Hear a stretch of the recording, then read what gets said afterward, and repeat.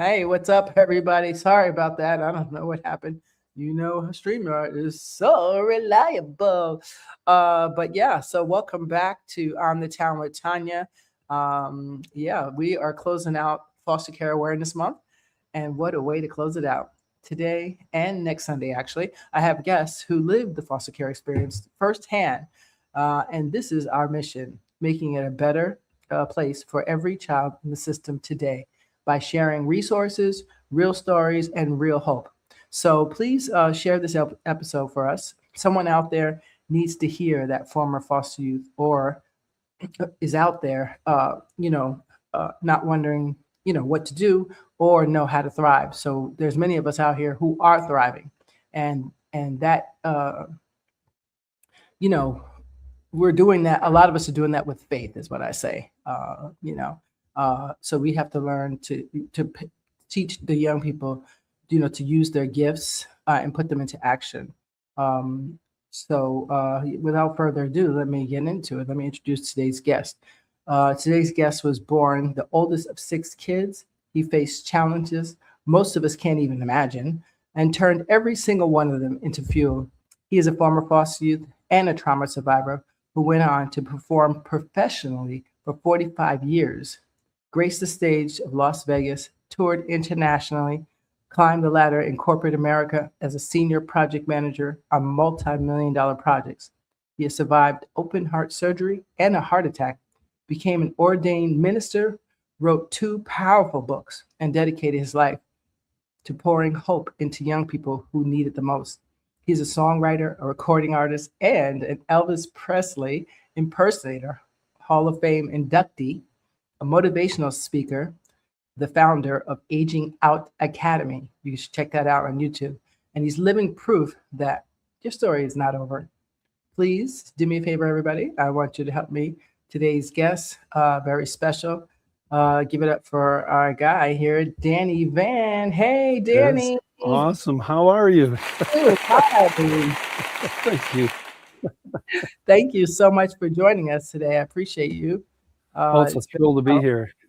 yeah, no, it's good to see. I haven't seen you in a while, but I know you're still out here doing whatever you can to make a transition for foster youth leaving the system easier. So I appreciate you for taking the Yes. time to be here. Thank you. It's my honor, my pleasure. Yeah. Mm-hmm. So I guess we'll get right into it. Hey, Go so ahead. you were born in let me see if I got that right, 1953, the oldest of Yeah. six kids. Yeah. Whoa. So Yeah. paint me a picture of your childhood, like what your childhood was like. What was home life? What was home like? I can't swim with words, right? What Yeah. was home like life before you entered into foster care? You know, mom got pregnant when she was 15. I was born when she was 16. By the time she was 22, she had six kids. Okay. By the time she was, 30, she was divorced. Okay. And the early life that we had, Mhm. on the Leave It to Beaver show, Mhm. just went down the tubes. There was a lot of violence that led up to the divorce. There was, a lot of anger, physical violence, emotional violence, verbal abuse, Mhm. all the above, and mom couldn't hold out with six kids back in the. This was actually in the late 1960s, Right. and she at that point dropped us off one day Mm. through the Catholic Family Services at a home. I guess you could call it an orphanage, but Right. uh, Right. and from there we went. We got split up to boys' side and girls' side. Mm.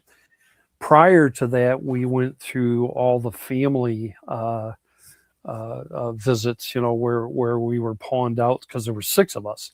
Right. So Nobody could take six kids at one time. I know. So we did the family thing where some of us stayed with aunts and uncles and grandparents and all that, and that went on and off for about a year and a half, 2 years, and then mom she was a waitress and a short order cook, and she just couldn't do it, with a house and a mortgage and six kids, and so she dropped us off, and Within probably 6 months or so, we were in foster homes out of that orphanage, all Mm, split up. mm, The good news was we were all in one city. okay. We were still all in Bay City, Hmm. Michigan, So but you got to see yeah, each other. occasionally. Oh, She wow. wasn't. Yeah, once. See, here's the thing: is Sorry. when you have when you're a baby having babies, Hmm. and then you get divorced and you're finally legal age and you're a young hot mama at Right. 30 Right. some 30 some years old. Guess what you're going to do when you Mm, drop the kids off at the orphanage? right. You're going to go live a life that you missed. And Mm, that's what she did. She went out and partied and was all over the place, all different cities around Michigan. And uh, because she knew we were in good hands, you know, right. which was and so it was rough. It was really. By the time I graduated high school, I Mm, had moved. I had moved something like 18 times, oof. and gone to like 7 or 8 different schools, Wow. and it was rough. It was hard, but I kept looking for the silver lining. I'm a silver lining person. The Right. glass is always half full, and there's always something good that can come out of it. And in fact, even at the orphanage, it was a Catholic orphanage, St. Vincent's Home, and it was run by Dominican nuns. Mm, And we literally went to church every day of the week and mm, twice on Sunday. right. And I became an altar boy, so I could, to me, being close to God, that's what my grandma did when I was growing up. And That's right. so I went to church, and that helped a little bit, but it was still hard on the younger siblings because Yeah. I can. I was, yeah, I was about 13, 12 or 13 Yeah, I was gonna say you when, was yeah, and yeah. And my imagine. youngest sibling was like 4 or 5, and it Wow. was really hard on her. So Wow. So you emancipated what at 17? 17, I said, that's enough. What was going through your mind as a teenager? Like the get, world, like get me especially out of back in here. the 60s. That's like, ooh, Yeah, well, I 70s. was it was 1970 at that Yeah, point, and yeah, so I yeah. was right 1970, and Wow. I had a passion for music. You were talking earlier about people, Mm, finding ways, finding something to do and all that, and mm. and to me, it was my passion was Right, music, right. music, and I'll say it was church, but it wasn't Right. sitting in church. It was, getting to know about God Right. because it seemed like there were answers there, Right. Well, some answers. Yeah, so you had a good experience with the priest and the ministry and the I did. I did. Yeah. okay, Yeah, because I some did. people didn't have a great experience, so that's why I'm I asking. know. 'Cause I a lot of know. well, I say a lot did, and there's a lot that didn't. So it depends on who you ask. I had a great experience with the nuns that I lived with, so Yeah. Yeah. I got lucky. My abuse didn't happen until I got into a foster home. So actually, both the foster homes I was in, one was prevented, thank God. But Oh, yeah, so good. I know that feeling. So you completely on your own at 17. I mean, Yes. I'm Yes. I'm still over 40. And there's days where I'm like, I want my mama, right?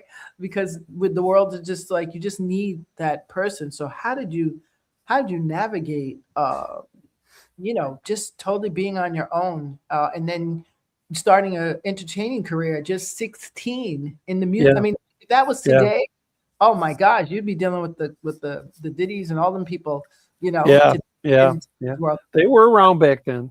There Oh were yeah, a lot of wolves in sheep clothing back then. yes, They yes, weren't quite as uh, aggressive. aggressive as they are now. They were more discreet. They'd be in the background and, yeah, Right. I'll do Hey, this I for can you. make you a superstar. Right. Yeah, exactly. By the way, now that I got you, you can do this for me. Right. And Right. so So see, yeah, yep. sorry.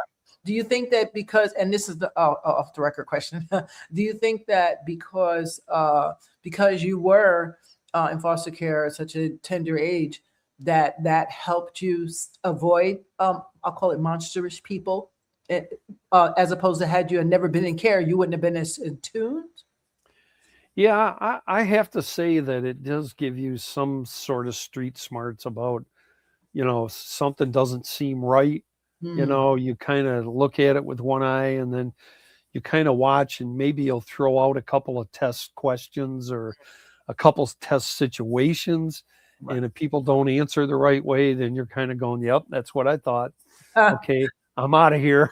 Good for you. Yeah, I considered my blessing was my what I thought was my curse was actually a superpower gift. So Yeah, most foster youth, not all, but yeah, most, yeah, the one thing they can do well if they've been in care at a younger age and stayed most of their life like we did, yeah, or at least have a quarter of their life, yeah, is they have a radar. Like like any corporation can hire them to yep. just scan people and say, are they autistic? Are they, that's a bad one. Okay, we don't want him. I like they would Yeah, be amazed yeah, at how well they are at people and knowing yes, this guy's the bad one, even if they flock to it. I'm not even saying they're going to be good and right. not good, Yeah, but the yeah, gift to be able to see when you walk into that, especially at 16 and you're going into the record label, and they're like, yeah, kid, so we can make you a superstar. So to most kids, if I said to a 16-year-old, I'm going to make you a millionaire, right away, yeah. you'd be like, what? Okay, all right, I'm going to What do do it. I do?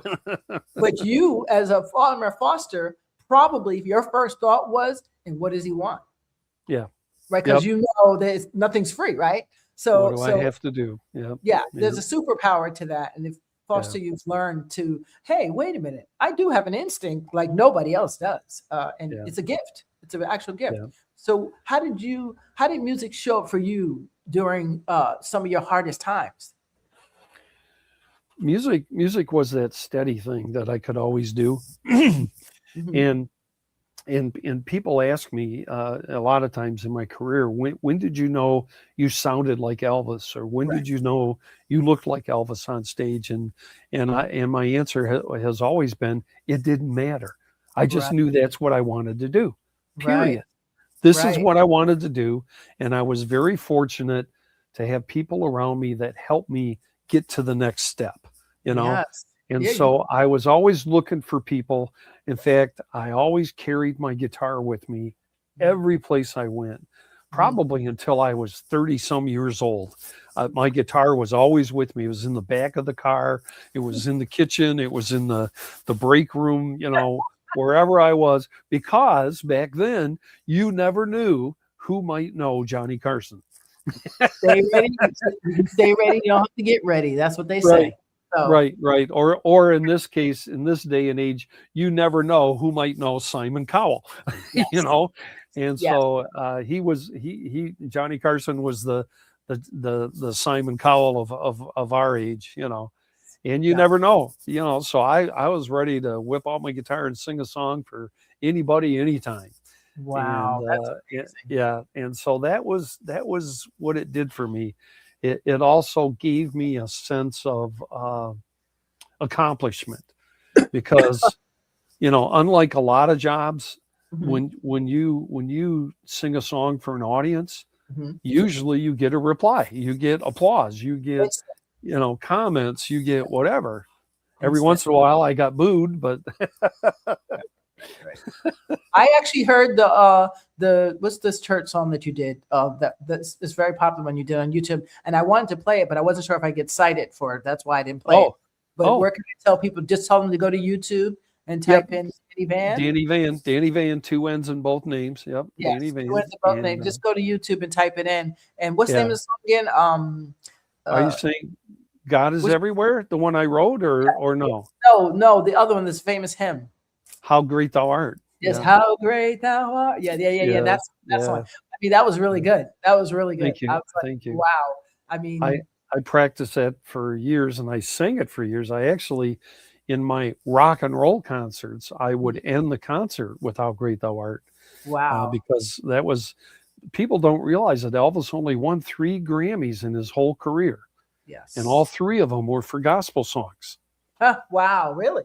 "How Great Thou Art," Yeah. he touched me, and a concert version of "How Great Thou Art." Those were his three Grammys. Oh, I gotta look that up And now. so I need yeah, you. Going down the Yeah. rabbit hole for Elvis. That's That's a amazing. fact. That's a Well, fact. you performed for what 45 years, I think it says 40, Mhm. 45 years across the USA, Las Vegas, Yep. Canada, Nova Scotia. What Yep. did it mean to a former foster kid to stand on those kind of stages? It was awesome. It was like, can't believe I'm here. I can't believe that this is real at times. Did you ever meet But Elvis or he passed? I He didn't pass. didn't meet him. I saw him twice. I saw him live twice, Wow. but Wow. I never broke through Right. the wall that he had. Yeah. Well, how did you decide to impersonate him of all people?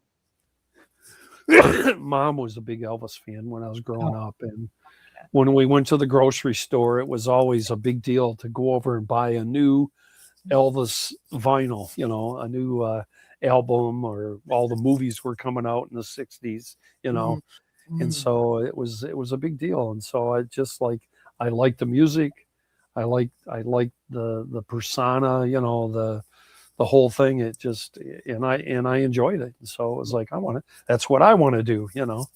so that's what I did. You did amazing.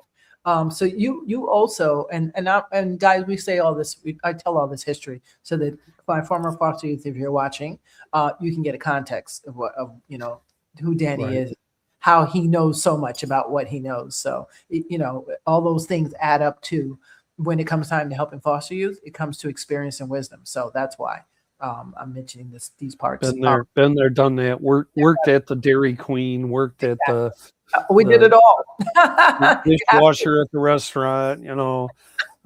Pushed Bricklaying. an ice cream cart by hand. Yep. And here's an interesting story.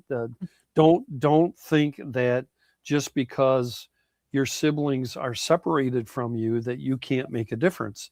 Here Ooh. I am, 13 years old, in a Mm, foster home. mm. My siblings are on the other side of town, which is unwalkable for a 13-year-old. So I got my foster parents to agree to let me take a job.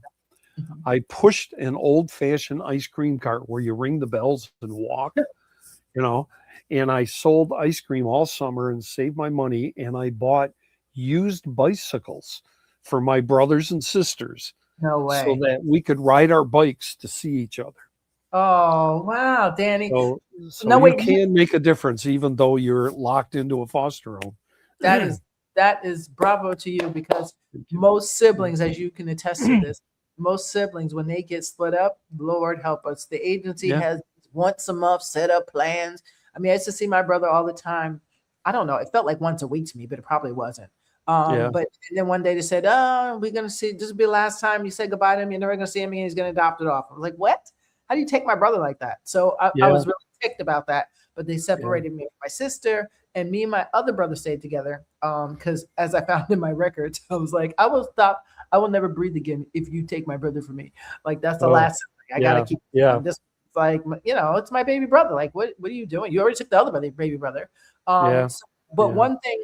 one piece of advice which you kind of gave is, as young as 13, you can be figuring out how can I stay in touch with my siblings, even if we all get split up, all go to different states. I mean, there's got Yes. to be a way. And I will Yes. tell you this, your idea is brilliant if you're within miles. Yeah. My brother's only about 13, maybe 15 miles the most from me. Yeah. I didn't Yeah. know that. I mean, because I didn't know about driving then. I didn't know about mileage. And Right. I didn't Right. know that. Right. So I just was like, I know we got to get in the car and get on the highway. Yeah. I know. Yeah. It's a ways away. Yeah. Yeah. Yeah, but I didn't know he was that close. And had I known, I would have kept it. I would have figured out, not kept in touch, but I would have kept focused on that house and that address to see if I could find him later. Because now I Right. can't find him at all. There's no trace of him. Like Yeah. he never even existed. That's sad. That's scary. Also, when you get back together with your siblings, sometimes you don't get along like you should, like siblings, because you were split up so many different places. Sure. Some The blame game starts. You shoulda, exactly. you coulda, you woulda, I didn't, you did. Yeah. Or even that some people, some may have went to a different place than the others, and the other ones get mad because some stayed at home with grandma, and they're like, "Why you stay with grandma? I didn't get to go to grandma." Or why Yeah. it becomes a whole theatrical play, actually. But for if any Danger. kid watching, Yeah. any kid watching that's 13, even even 12 really, there's a way, especially now with Facebook, Snapchat, all these things. Oh There's a man, yeah. yeah, now there's Yeah. like gold. You have gold. You don't even need you don't even need a social worker to know. As long as you're doing things legitimately Yeah. and safely and not being silly, then Right. Right. it doesn't matter. It's your sibling. You have the right to keep in touch with your sibling. I don't care what they There say. you go. That's Yep. wrong. So good for Yep. you for Yep. wow, bikes for Yeah. all of them. That's amazing, Danny. Yeah. That's like Yeah. I Well, wish. they were used bikes. I mean, it wasn't like brand new, but it was a way to get ourselves around, Yeah, So, but the fact that how did you come up with this? They were like, "Well, how are we going to see you, Danny? I don't know. I'll well, come up we with." had bikes at home when we were kids. My dad was a fix-it guy, so it was just a natural thing for me. Is like, well, how are we going to get to see each other? Well, if I had a bike, I'd come and see you. Well, then I'll get you a bike. Right, I'll find a way to make some money. Be a right, newspaper boy or girl. There's a million things you can do to make money. right. And even Wow. as a kid, go at one time when mom was struggling and we were quite poor, we were actually eating Korean War surplus food from the government. Wow. That's what we ate, powdered eggs. Yeah, If we you had that. wanted eggs, you took the powder and you mixed them up. Yep. At one time, we would walk the alleys in town and pick up empty pop bottles and beer bottles and take them to the store and cash them in. And, that's a way to make money, you Yeah. know? Yeah. And if you're serious about making money or helping somebody or doing something, find a way. There's Yes. there's a way. You can find it. Always a way, and that's There amazing. is. I'm still Yeah. impressed. I'm still impressed with your bike story. I'm like, whoa, like we all had siblings like that, because I see so Yeah. many kids who get separated, and it breaks my Yeah. heart that they get together later, but they're not the same Yeah. relationship because they Right. didn't grow up the same. But I was like, you share Well, the same womb, yeah, but there's a lot of things that go on in the brain when your world gets torn apart, your brain does too. Yes, And it absolutely. doesn't develop normally.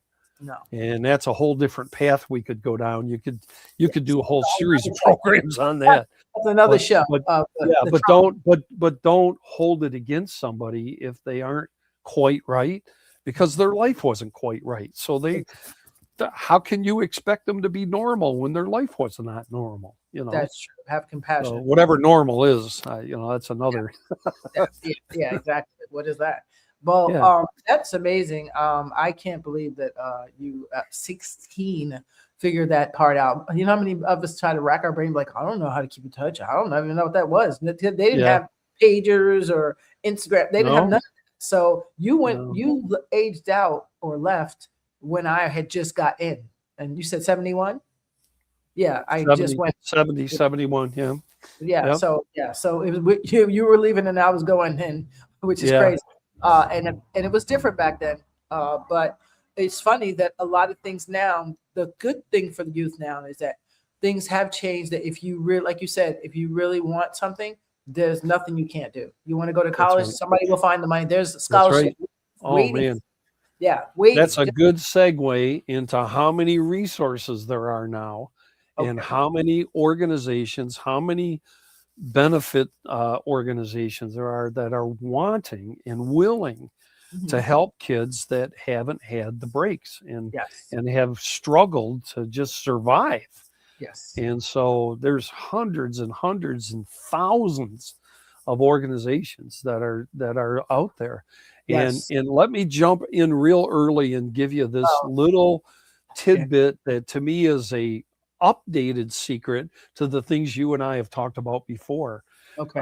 Not only can you go online and Google solutions and Google resources and Mhm. Google organizations, but Yes. with all this new AI stuff, Yes. Oh, forget this about it. Yeah. is this AI is a tool. Now, don't forget about AI. What Yes. you need to do is use it as a tool, and you need to go to AI and tell the AI your story. Yeah. I aged out of the system, or I'm still in the system. Right. My sibling is One somewhere. second. Don't put Yeah. any identifying information though. No, no, Like social no, no, security no, no. numbers, birthdays. Don't do that. Don't do that part. Thank you. But yes. Thank you for pointing that out. So don't give them your personal info, but you can tell them your story on a generic level, Right. that I'm in foster care, I have siblings, I need to get a scholarship to go to college, I Right. need some help.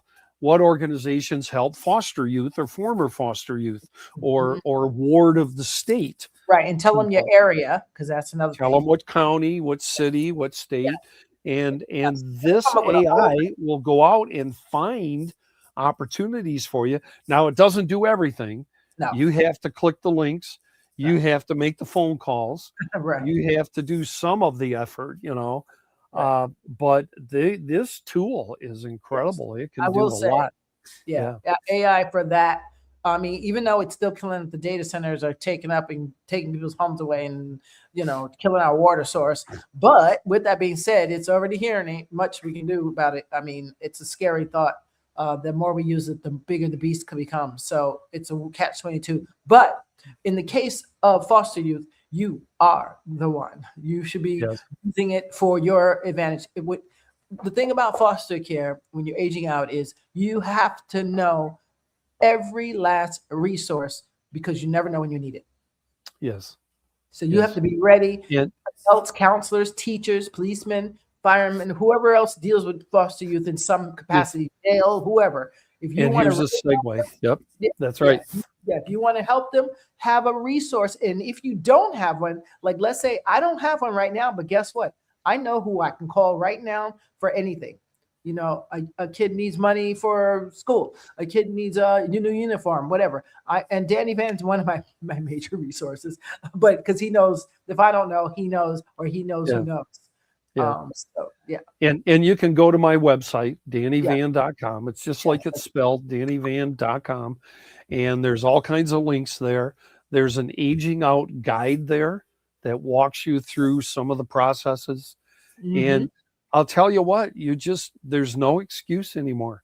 You can't say nobody told me. You can't say nobody helped me, because there's people all over the United States. There's people in England. There's people in Canada. There's people all over that want to help the kids that need help. And I've got people that just say, I've got money, I want to use it for good, and I want to help kids, but I don't know where the kids are. Exactly. Yeah. So, but I told you, reach out. Sunflower from Westchester. They're a new organization that started helping kids who aged out, aging out between 16 and 26 years old. So there's things you need, resources. They are a good go-to right in Westchester County. There's tons of places. I mean, I can't believe I tried to do what you did and say, let me see if Chad will help this person. What would I do for this? It will come up with ideas of how to do this. Oh, I want to be, a bookkeeper, but I don't know what to do, and I ain't got no money to go to school. What do I do? It'll come up with a plan. Like it'll literally come up with a plan. So I had a young fella. I had a group of people reach out to me and say they had this young fella who wanted to move from California to New York. Okay.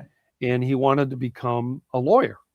Oh, that was my kid, the kid that I helped with. Yeah. Yeah.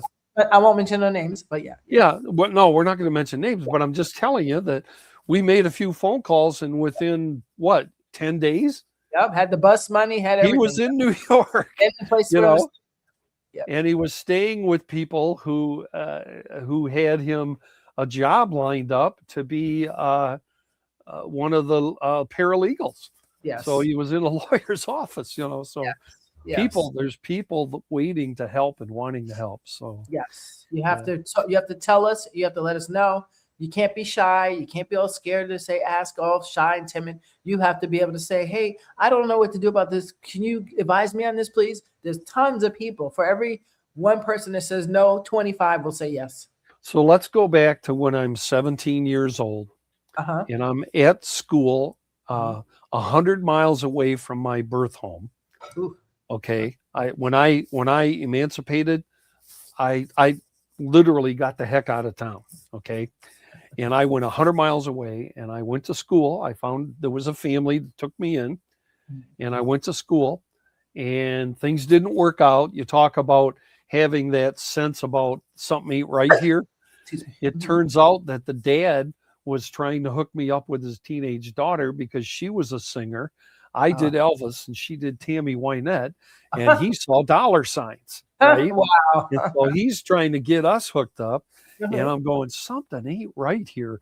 Mhm. Why is this guy giving me the keys to the station wagon and telling me to take his teenage daughter to the drive-in movie theater? I mean, something just ain't right here. Yeah, So yeah. I figured that out and I got out of there. Well, here I am, 17 years old, Mm. all by myself. I did have a job. I knew that I needed to work and Right. make money and contribute. Okay. Don't just be a gimme, gimme, gimme person. You gotta help yourself a little bit. So I got a job.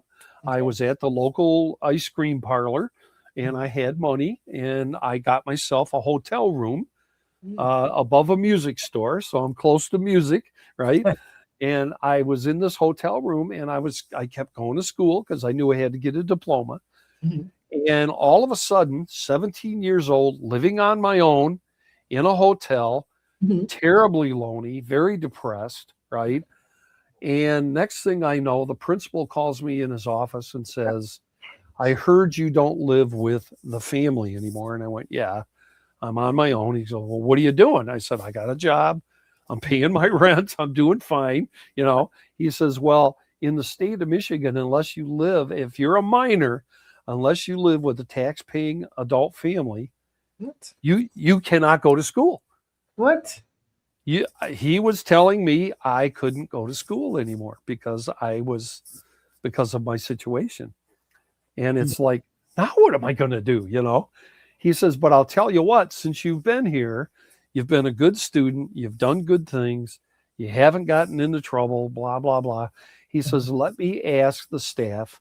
He said, I said, I'll call the friend of the court because I knew that the friend of the court in every county is there to help the kids, Right. and I'm still a minor. So I said, I'll call the friend of the court. He said, I'll ask the staff. And wouldn't you know, an English teacher came forward. Her husband was a minister of a church, and they agreed to take me in on a trial basis because this is my last year of high school. Right. So I want to get my diploma, Right. And sure enough, they took me in and I stayed there for the rest of the season with them. I got the leading role in the high school play that year.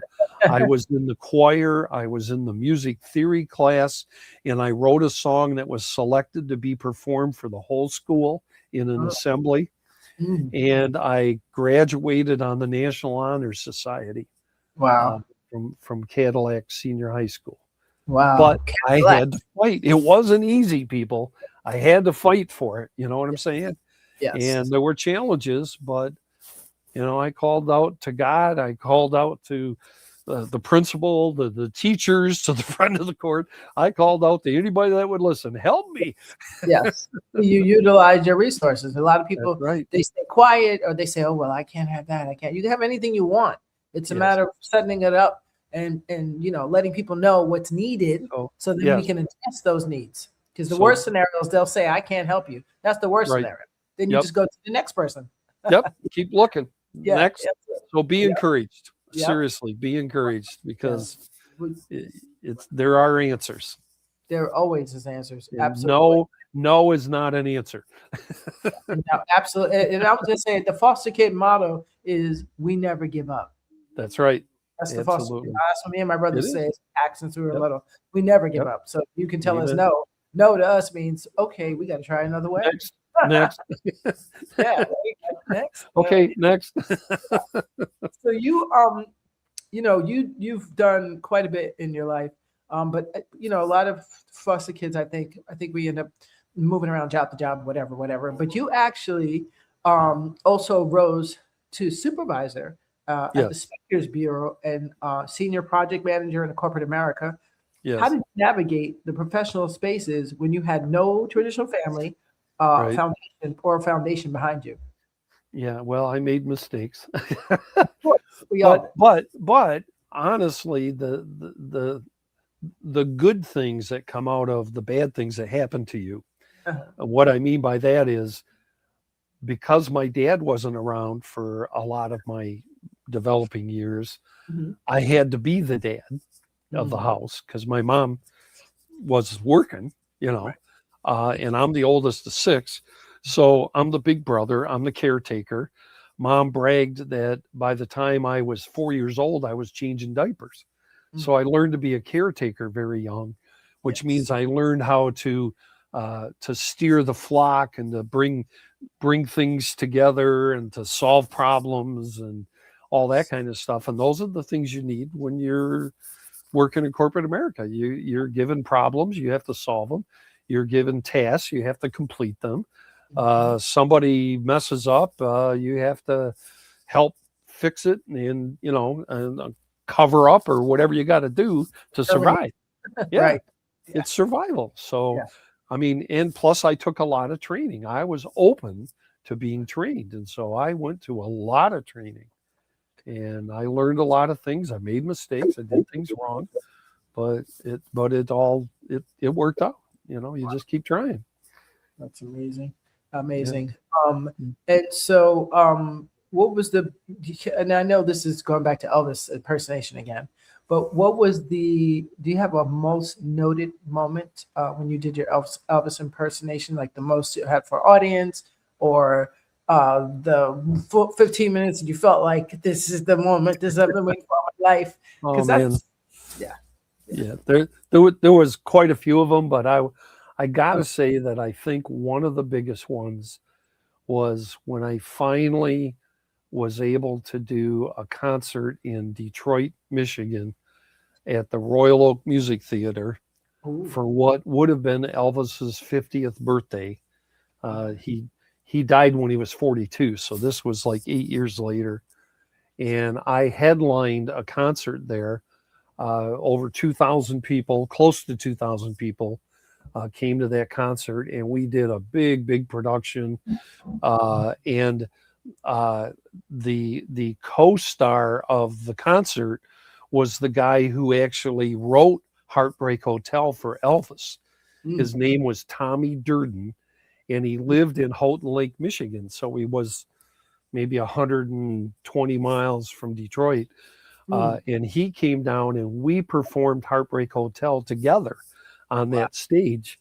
And he told me afterwards, he goes, Danny, he said, I know you do Elvis and you love doing Elvis, but man, you got a voice. He said, you should do your own thing, you know.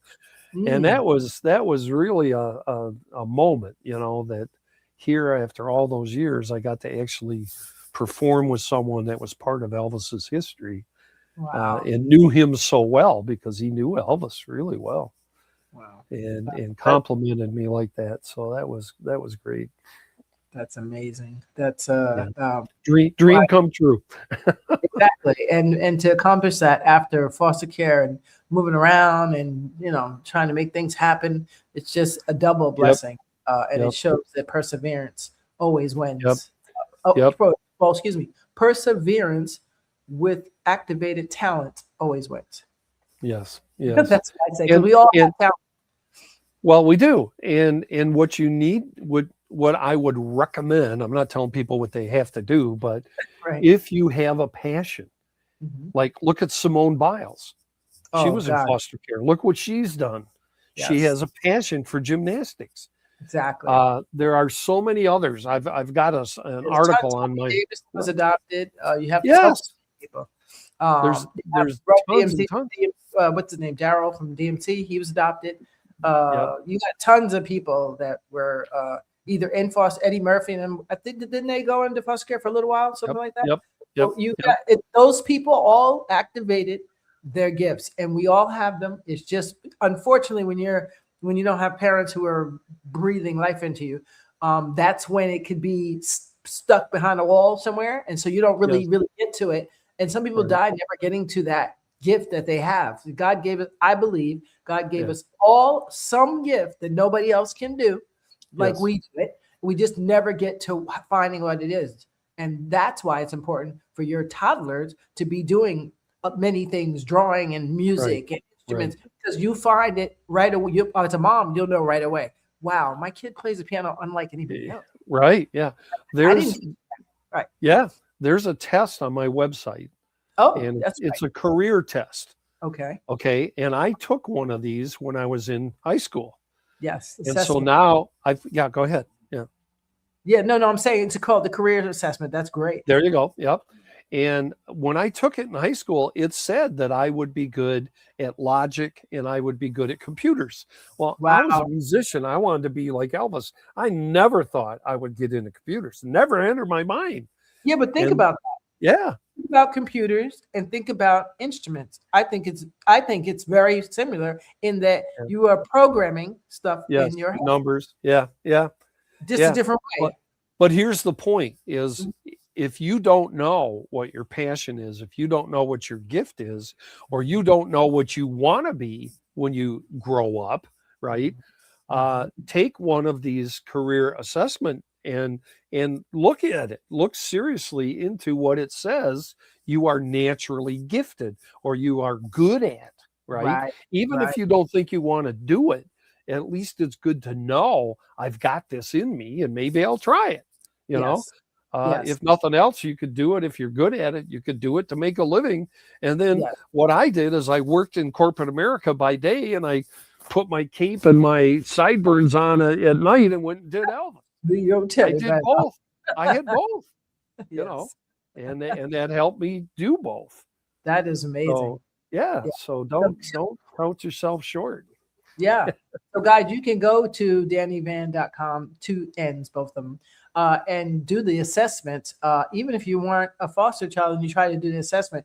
So, Yeah, there's some people who are seniors who don't know what they would do and they think it's too yeah. late. I always say it's never too late to find your gift. Your gift is what gets you through this world when it's crazy.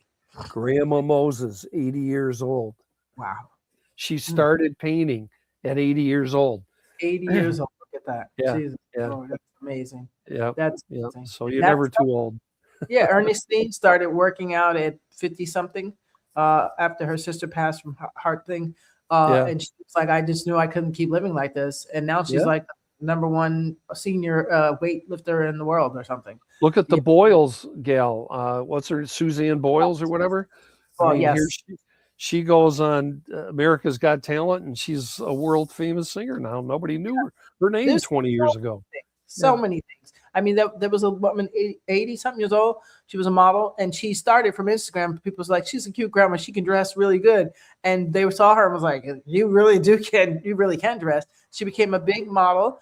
And then she passed away, unfortunately. But she was like, I think might have been 90 when she passed. I don't know. She just yeah. died like years ago. But who would have thought that at 85 you become a You model could that people know? and live the dream.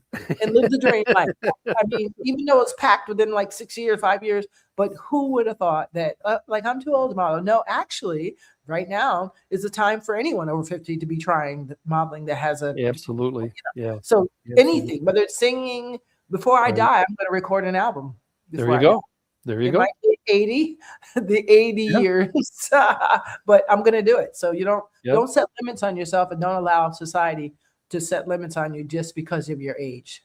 Yep. So Yep. that's the big kicker. And that's what my book, 99 Days of Yes, 100% right here. Encouragement, is there Yep. to give people that extra encouragement. That's the book, And you guys. can find that on Amazon. You can find Yes. it on my website. Danny Uh, Vann. Oh. yep. Mm-hmm. And its intention is to give you that extra little shot in the arm if you're discouraged or if you Yes. really don't think you can do it. There's all kinds of wisdom in there. And I got Simone Biles in there Yes. and some other people. Yeah. But there's all kinds of things you can do, and just just just try. You owe Yes. it to yourself to try. Just try. Exactly. Exactly.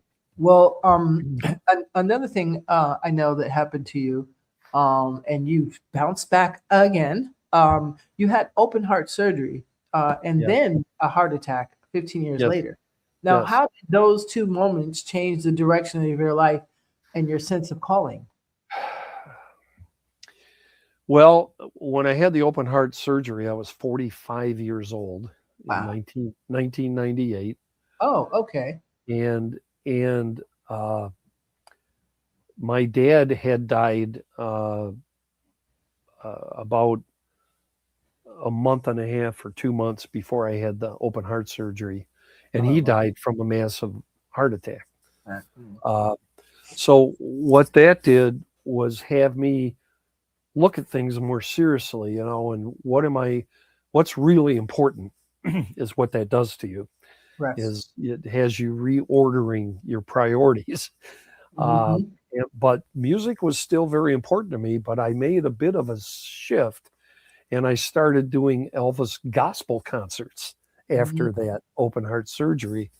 And so, but again, it made me value the time that I had, you Yes. know.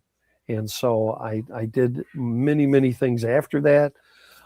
15 years later, I have this heart attack Mm. because that artery that they replaced Mhm. collapsed. And Oh. so I had a heart attack as it was collapsing. Mm. And that's when I wrote the two books. Wow. My wife encouraged me Mm. to write the first book, to write my story down, Mm. as well as some of the people that I was, uh, because I went back after 1998. I Right. went back to St. Vincent's Home and I wanted to entertain for the kids. Oh. Uh, and they said, we've changed our format. You entertaining here is not appropriate, because now we only deal with troubled teens, and we're not going to, what you're doing isn't going to be accepted by them. So Okay. I went to a Lutheran boys' home, Mm. and they accepted what I was doing, and I did a bunch of stuff, multiple concerts for them, and worked out, getting charitable donations to their organization and stuff. Nice. And the leader of that organization Mm. encouraged me to tell my story. He said, Danny, these kids, one of the kids came up to him Mm. after I visited the home, because I took my guitar and went and sat down with my acoustic guitar and sang with the kids. And Mm. we just had a blast one afternoon. And one kid came up to the manager and he goes, who is this guy and why does he care about us? Because to them, I'm just some old guy, who's coming in and playing music. Is like, why is he doing this? Right. Right. And I said, you go back and tell that young man, when I was your age, I was exactly where you are. And Mm. somebody came in and did stuff for me. Now it's my turn. And when you get older, it'll be your turn to help somebody Right. else. There you go. So Pay it forward. Pay it forward. that's right. That's right. Yeah. Wow. So, You also became an ordained minister after those health battles. So yes. Yes. yeah, that how does faith weave through your message to foster youth who may feel abandoned or unseen by everyone, including God? Yeah. You go through the things you go through for a reason. Hmm. And sometimes you don't understand the reason for years. It could Mm. be 10 or 20 years. And then all of a sudden, something will happen in your life, and you'll look at it and you'll go, that's why I now know how to do this, Right. because God needed me to do this now, 20 years later. Wow. So you need to hang on to the fact that God does care about you. And even though you're going through things, Mhm. he's still going to be there if you don't give up on him, because he's Mm. not giving up on you. Yep. And when you call, he'll answer, but Mm. you got to call him from the heart. It Mm. can't be a magic genie.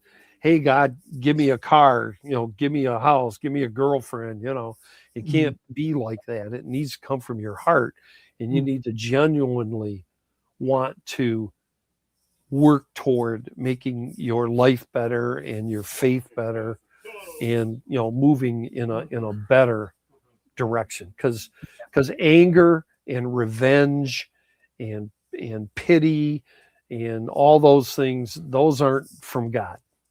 you No, know they're not. uh you can Mhm. you can be sad, but bitter. You want to become better, you don't want to become bitter. Yes. You want to Yes. take what happened to you and build on it Right. and become better than what that was, and There. not go back. And you don't want to give people what was given to you if it No. was bad. If it was bad, Right. Right. because that Exactly. doesn't work. That doesn't work. Absolutely not, and it makes it worse for everybody else. Absolutely. At what point did you decide to turn around and become the person for foster youth that you never had?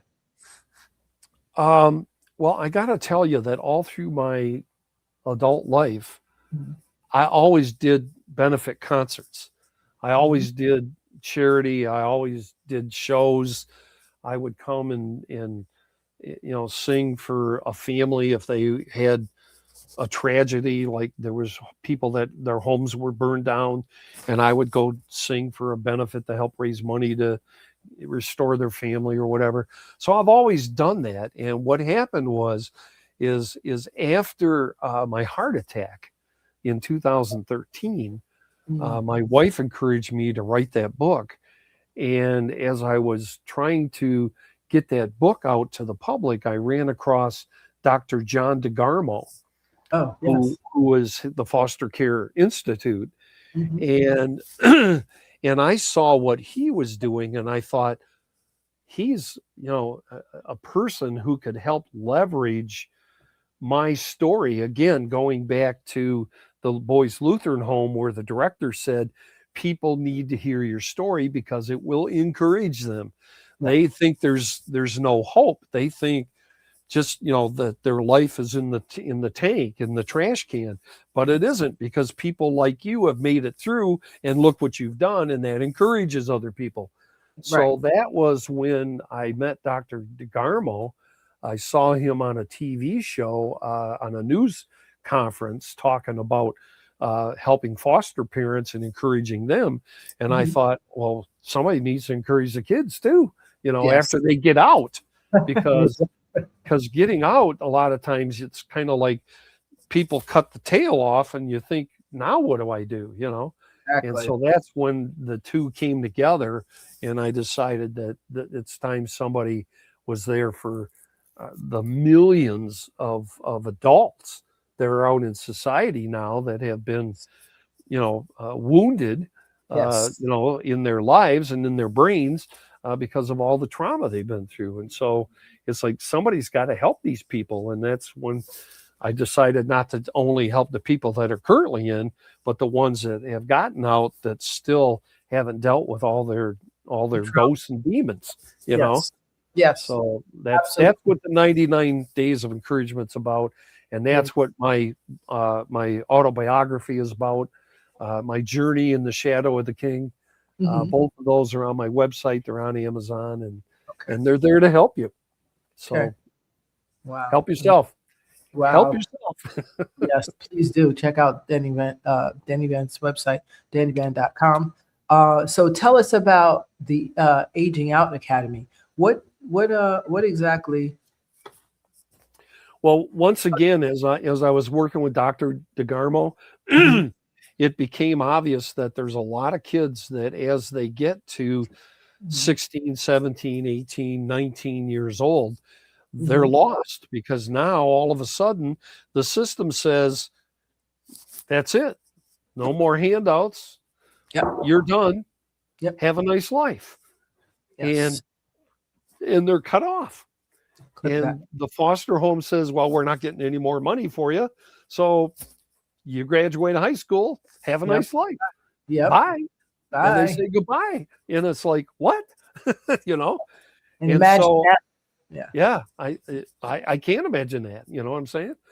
Uh, so I came up with the idea to videotape ideas and solutions and situations Okay. that would give people aging out some, not just encouragement, but some actual practical things that they could do to help themselves, to find solutions, to Mhm. find resources, things to do, how to plan uh, uh, for aging out, and not only did I think this would help the kids aging out, but that Mhm. I could also get this in the hands of some of the foster parents that had older teenagers that would be leaving the system, that they could present this to them and work with them a little bit to help Mhm. them transition out Right. of foster care into independence. Right. And so I put a few things together, and Dr. DeGarmo was all about it, man. He thought it was a great idea. So I put it all together, I set it up, and it's out there online for people that want to use it. Amazing.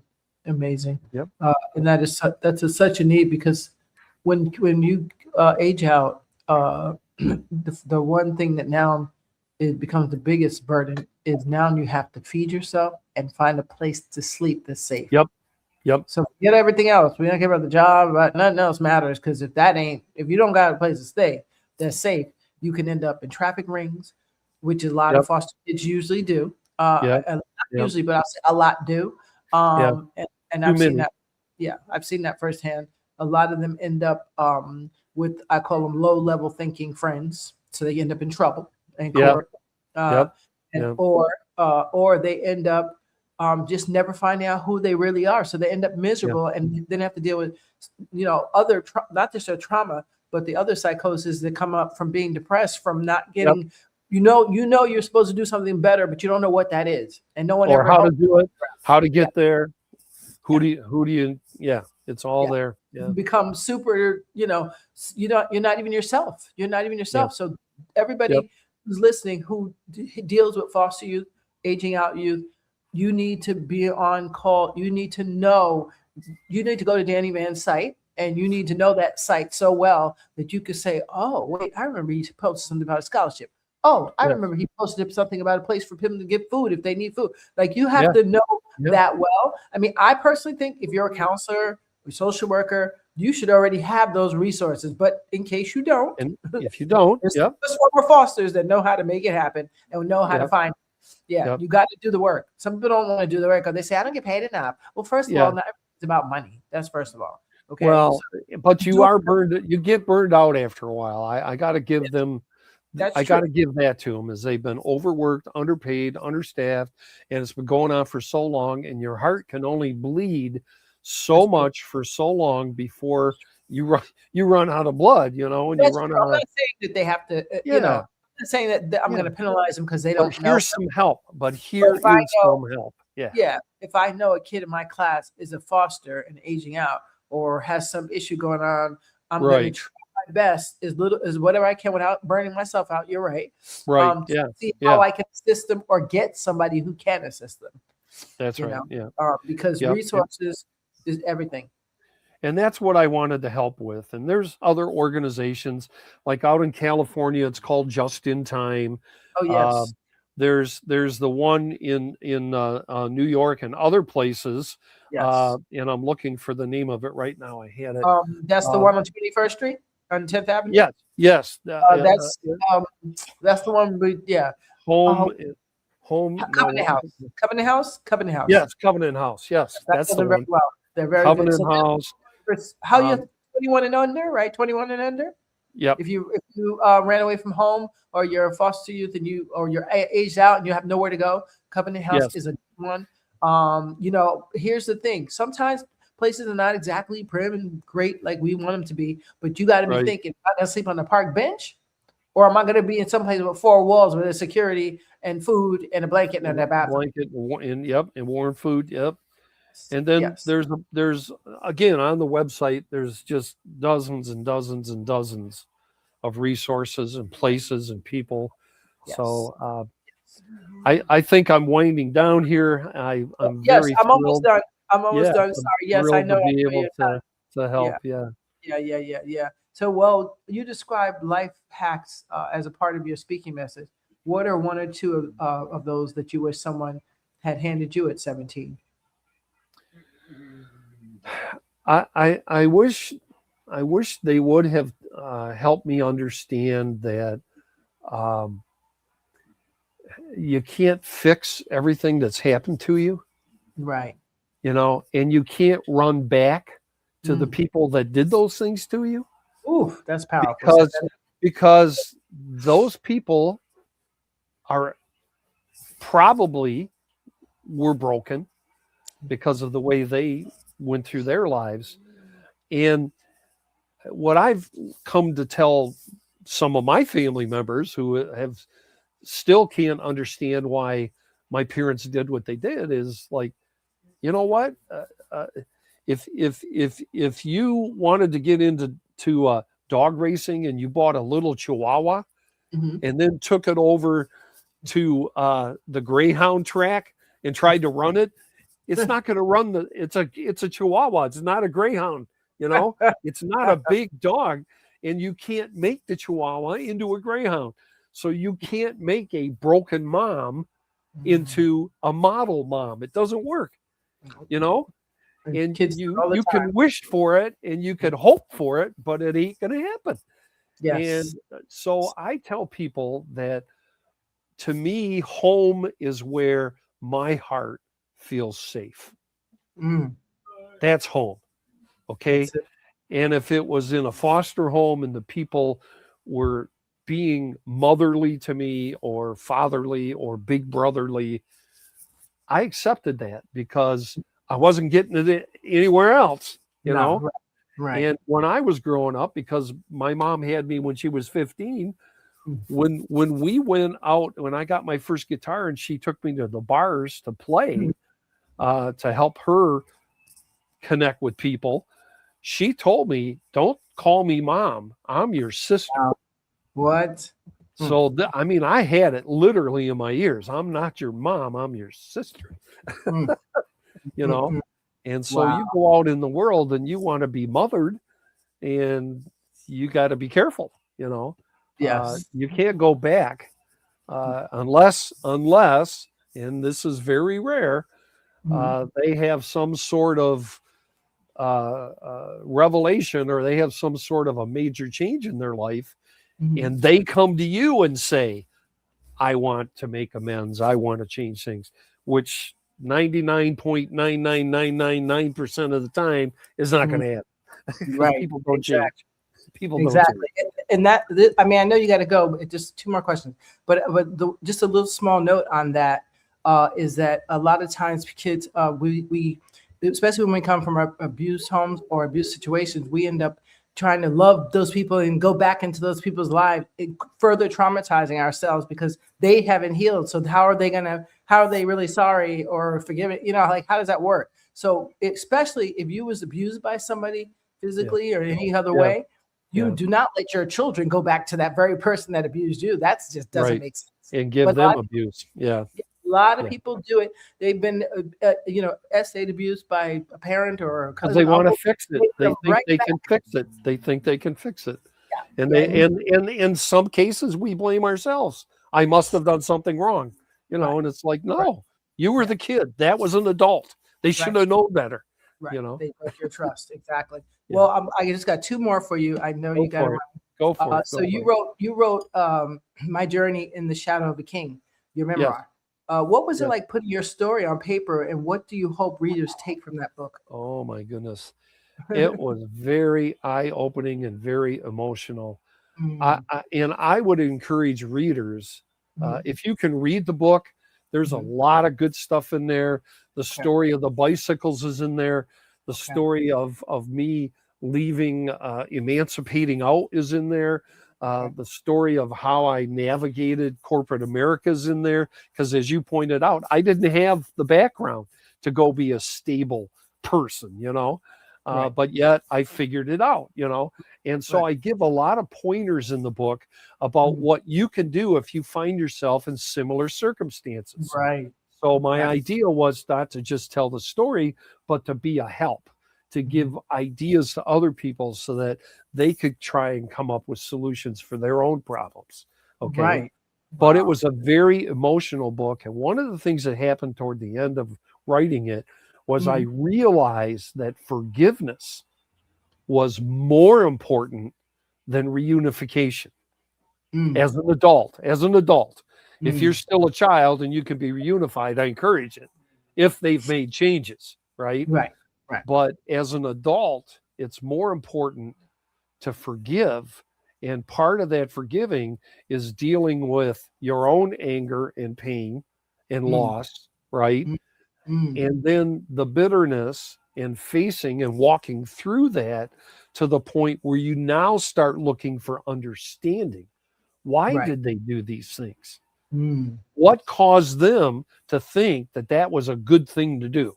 mm. Or why would they do that?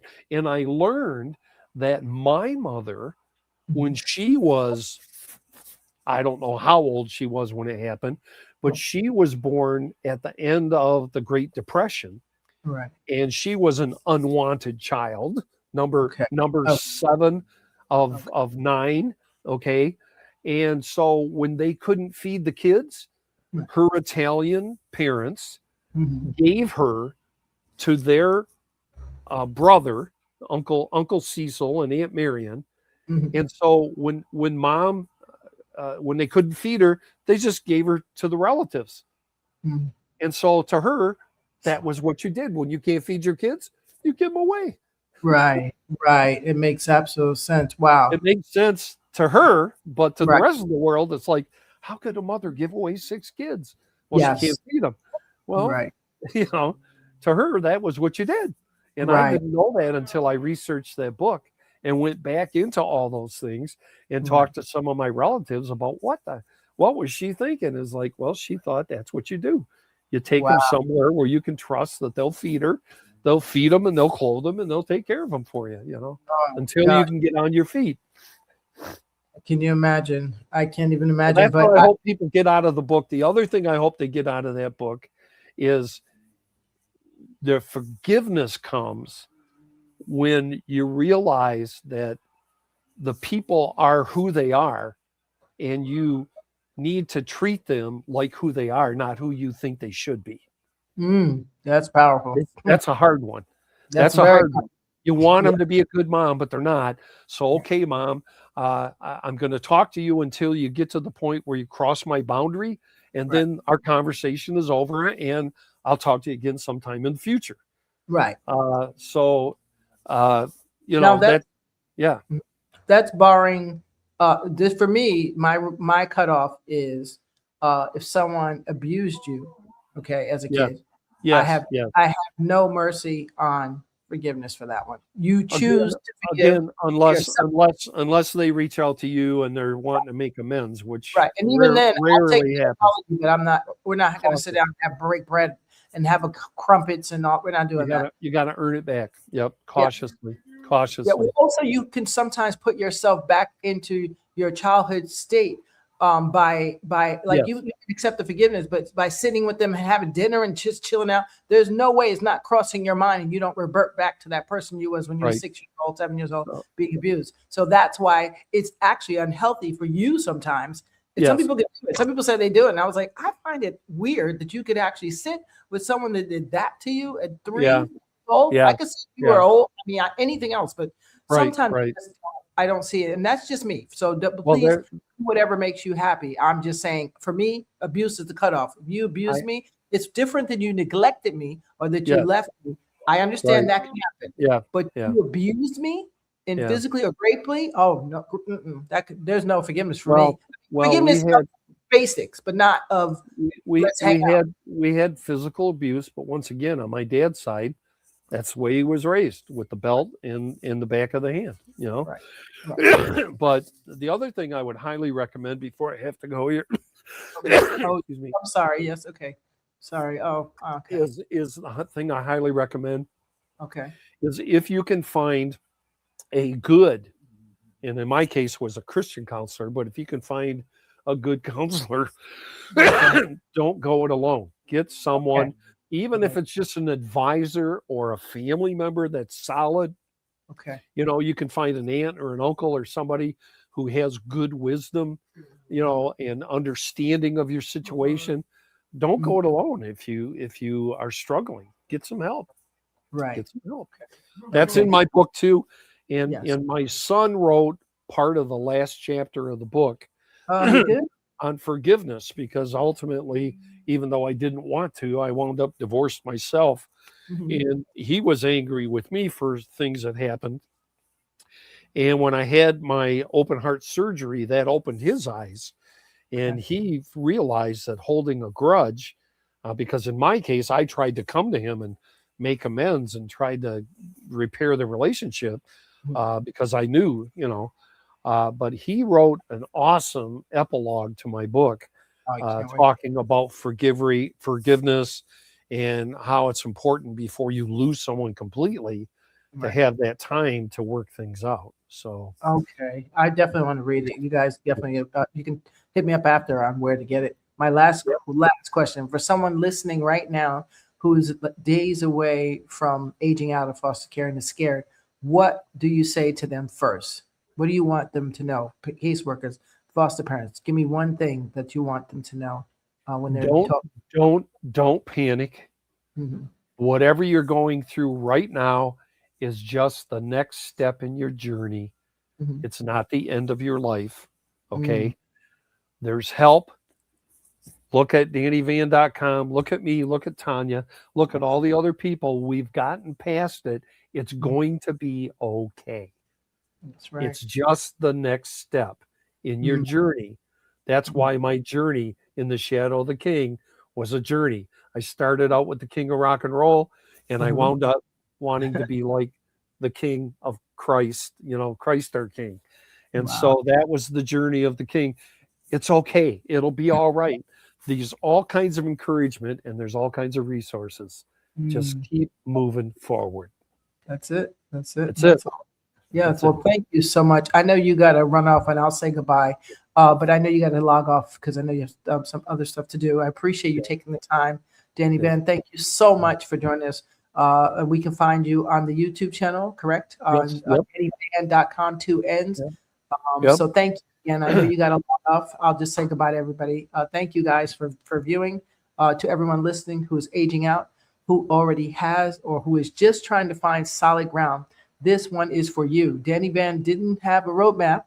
He didn't have a safety net, but he had a decision and a choice that we all have. We can all make it to keep Yeah. going one day at a time, as he says. That's right. Look at what those days have become. You have the same power, guys.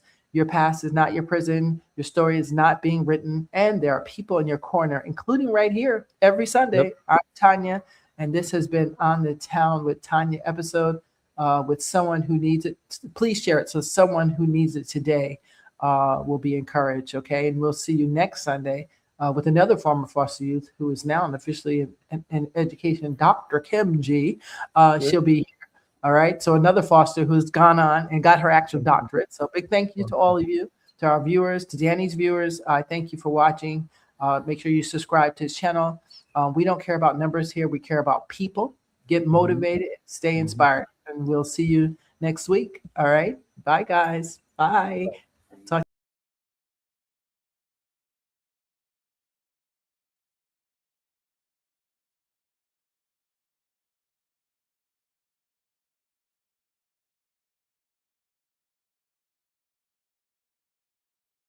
Okay, we're supposed to be ending there. Come on. Why isn't it?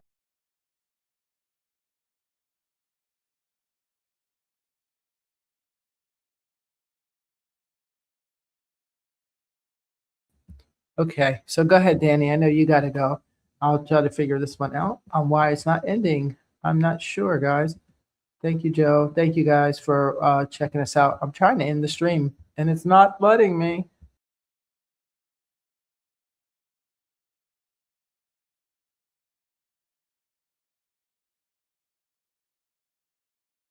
I add myself back.